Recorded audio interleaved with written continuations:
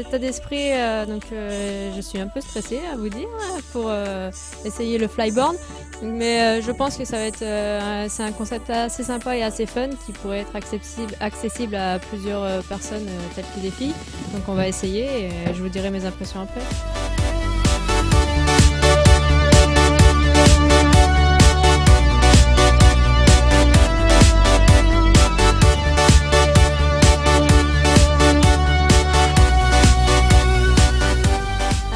Le flyboard, comme je vous ai dit, c'est vraiment un concept super génial. Je viens d'essayer, je me suis régalée. J'ai fait un quart d'heure dans l'eau très fraîche et pourtant je me suis très bien amusée. Un peu complexe au départ pour se lever, mais dès qu'on a le coup en main, c'est parti.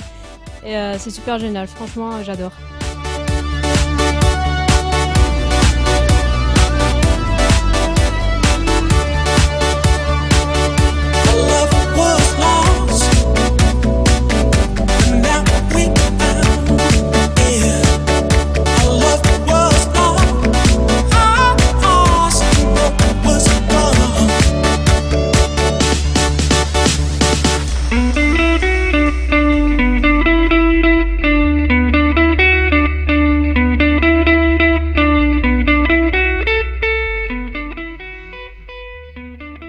Alors le fonctionnement est très simple en fait, c'est un tuyau qui vient se connecter à n'importe quelle turbine d'un jet ski ou d'un engin comme vous avez vu sur la première vidéo. Ça peut s'adapter sur n'importe quel jet, il suffit d'une puissance de à peu près 100 chevaux pour déjà décoller à 2 mètres de haut quoi, en fait. Après il est recommandé d'avoir à peu près 150 chevaux.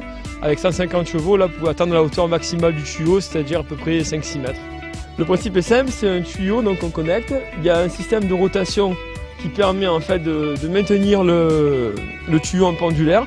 Il y a un système de rotation ici au niveau du tuyau qui permet que le tuyau ne s'en mêle pas et aussi de pouvoir faire des virages assez facilement. Ensuite vous avez donc là vous pouvez voir les buses principales qui permettent de donner la poussée pour décoller. Et ici vous avez les buses en fait de stabilisation qui viennent se fixer aux mains. Alors en fait, on a 3 versions au niveau du flyboard. On a la première version qui va être en fait dédiée à tout ce qui est location, initiation et pour les personnes qui sont vraiment en apprentissage, où la personne en fait est sur le jet, s'occupe de démarrer et de gérer l'accélérateur. Donc ça c'est vraiment la version la plus simple pour apprendre. Au moins l'utilisateur de la flyboard n'a pas besoin de gérer la puissance délivrée, il ne gère uniquement la hauteur qu'avec l'inclinaison des pieds. Ensuite on a la deuxième version de la flyboard qui là permet en fait de démarrer, d'avoir un coupe-circuit, d'arrêter le jet depuis la flyboard, mais aussi d'accélérer grâce à en fait un potentiomètre qui passe le long du tuyau.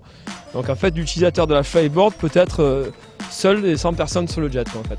Il y en a la troisième version qui sera commercialisée dans 1 an ou 2, où là carrément on a construit en fait un engin qui est ni plus ni moins équipé d'un moteur marin comme un jet et d'une turbine, mais monté directement à l'envers pour pouvoir propulser l'eau directement dans le tuyau vers l'avant, qui n'est pas conçu pour prendre des vagues comme un jet, donc beaucoup plus léger, beaucoup plus petit, et du coup on arrive à des performances et des vitesses de vol beaucoup plus importantes.